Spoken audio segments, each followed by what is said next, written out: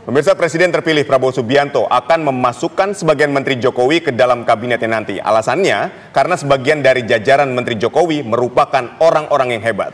Ya, mengapa Prabowo melepas janjinya untuk memasukkan menteri pilihan Jokowi ke dalam kabinet mendatang? Apakah Prabowo masih dalam bayang-bayang Jokowi? Untuk membahasnya, pemirsa, telah bergabung bersama kami ada pakar komunikasi politik UGM, yaitu ada Mas Nyarwi Ahmad, dan juga nanti akan bergabung bersama kami ada pakar politik, yaitu ada Prof. Burhanuddin Muhtadi. Kita sapa dulu nih yang sudah bergabung, dua-duanya sudah bergabung di sini. Terima kasih sudah hadir di sini, Mas Nyarwi dan juga Prof. Burhan.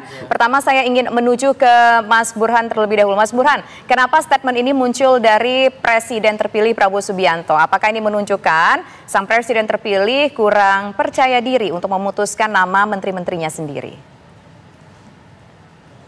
Sebenarnya ya, kalau kita lihat secara lebih jernih, itu wajar kalau Prabowo Subianto memboyong sebagian menteri yang sekarang menjadi bagian dari kabinet Presiden Jokowi. Alasannya pertama, narasi yang dipakai oleh Presiden Jokowi dengan calon Presiden Prabowo yang kemudian terpilih secara meyakinkan 58%, itu kan narasi keberlanjutan. Jadi narasi kesinambungan ini mengasumsikan bukan hanya sekedar program kerja, tetapi juga skuadnya kemungkinan besar sama. Itu alasan yang pertama. Alasan yang kedua, sebagian besar pendukung Prabowo Subianto dalam Pilpres 2024 itu juga menjadi skuad utama Pak Jokowi. Sebut saja misalnya Golkar, kemudian Gerindra, kemudian PAN. Ini skuad utama Pak Jokowi. Plus Demokrat yang masuk beberapa bulan sebelum Pilpres. Termasuk koalisi perubahan yang berubah lagi. Seperti PKB dan Nasdem. Satu-satunya kemungkinan skuad baru Pak Prabowo yang belum pernah 2 periode menjadi bagian dari pemerintahan Jokowi namanya PKS. Dan satu-satunya kekuatan utama Pak Jokowi yang kemungkinan tidak ikut gerbong Pak Prabowo, PDI Perjuangan.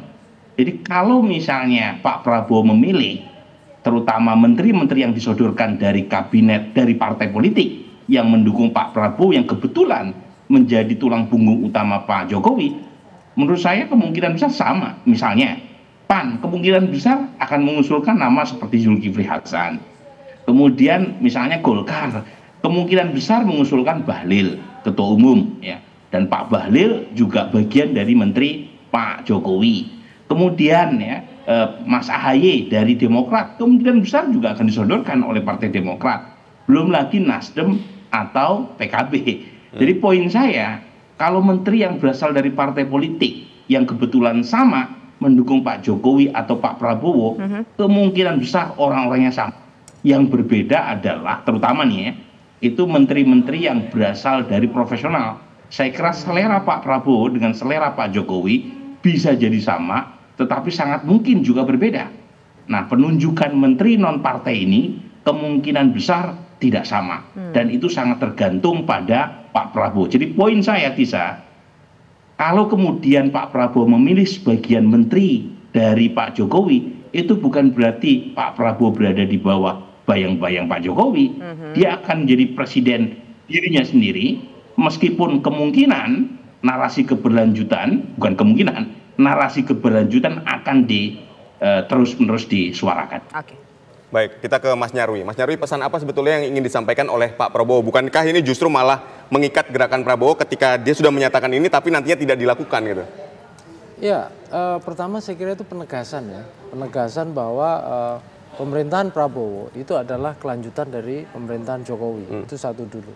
Terus yang kedua gitu ya, orang-orang yang selama ini membantu Pak Jokowi gitu ya, yang memang bisa diandalkan dalam mengawal visi misinya Pak Jokowi, itu juga ada kemungkinan kan, tadi kan disampaikan ya sebagian menterinya pasti akan digunakan, istilahnya diminta lagi untuk menjabat.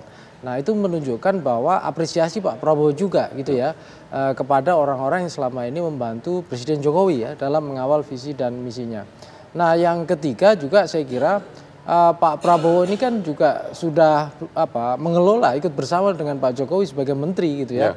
Paling tidak 2 tahunan lebih lah ya sebagai Menteri Pertahanan, dan tentu saja bertemulah dengan para menteri-menteri itu kan gitu, dan bisa tahu kualitas gitu ya, personalitas dari para menteri dan cara kerjanya. Bahkan kan dalam banyak guyonan kan disampaikan ya kita tahu gitu ya bagaimana cara-cara menteri akalnya kayak apa gitu-gitu seperti itu. Nah, artinya kan Pak Prabowo juga akrab kan dengan para menteri ini dan tahu cara kinerjanya, dan di situ saya kira ada chemistry juga ya, chemistry mana yang dari sisi personalitasnya cocok, cara kerjanya cocok, dan itu saya kira juga akan menjadi pertimbangan dari Pak Prabowo. Tentu saja begini Aditya ya, Tisa, saya setuju dengan apa yang disampaikan Prof. Burhan tadi ya, bahwa kontinuitas itu menjadi agenda penting yang saya kira akan menonjol ya dalam pemerintahan Prabowo mendatang.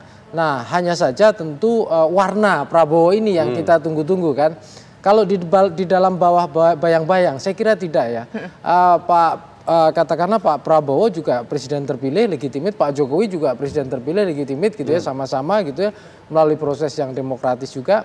Nah, tentu saja juga biasanya seorang presiden gitu di mana-mana di negara demokrasi itu juga punya style yang tentu saja nyambung dengan visi dan misinya. Kalau misalnya dari awal konsistensi Pak Prabowo adalah meneruskan gitu ya apa yang menjadi visi misi pemerintahan Pak Jokowi, nah itu saya kira dari sisi visi misi saya kira tidak akan jauh-jauh gitu, artinya menyempurnakan dan kemudian melanjutkan, tetapi mungkin style saja yang berbeda ya, termasuk misalnya memilih orang-orang yang tentu saja ada kemungkinan kalau dari orang partai kan representasi partai tentu ada kesepakatan dengan partai pendukung, tetapi kalau orang-orang profesional saya kira akan lebih mengedepankan siapa yang dipandang kompeten, ya siapa yang kemudian dianggap meyakinkan untuk bisa mencapai gitu ya capaian-capaian di target. Saya contohkan misalnya begini. Siapa sih di antara, pertanyaan kita kan sama, siapa sih di antara menterinya Pak Jokowi gitu ya yang kira-kira akan dimasuk lagi ke Pak Prabowo? Kan kita bisa absen satu-satu. Ya pertanyaan sederhana, apakah Pak Basuki masuk lagi apa tidak gitu ya. Dia kan bukan ini ya, terus kemudian Pak Zulhas, ya, Pak Zulhas kan orang partai kan gitu. Ditambah lagi daftarnya bisa panjang ini kita absen satu-satu. Tapi tentu saja masing-masing ini kan ada kelebihan gitu ya, ada style sendiri gitu.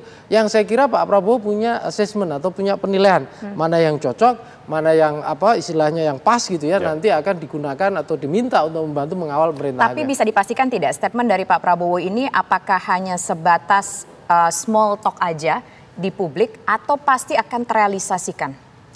Saya tidak yakin ya kalau Pak Prabowo itu hanya sekedar small talk saja, karena biasanya Pak Prabowo itu orang yang ketika dia menyampaikan sesuatu menurut saya dia konsisten. Oke.